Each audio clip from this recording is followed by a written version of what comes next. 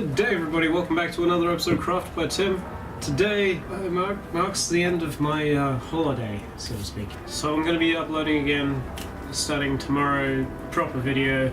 Awesome. Really appreciate everybody's patience. I was going to start it last week, but then I realized that I didn't actually have anything edited. Whoops.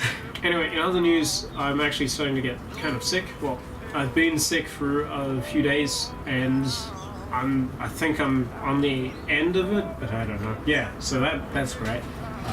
Super happy with that. I've also been really enjoying making a lot of progress on a bunch of projects. Unfortunately, the shed has still suffered. It has still not quite had any progress done to it. I also really want to say thanks, and I've been really humbled by the amount of support that you guys have given when I actually mentioned that I was going to be taking a step back from YouTube. I was expecting, well, I'm not exactly sure what I was expecting, but I don't think I was expecting what actually happened.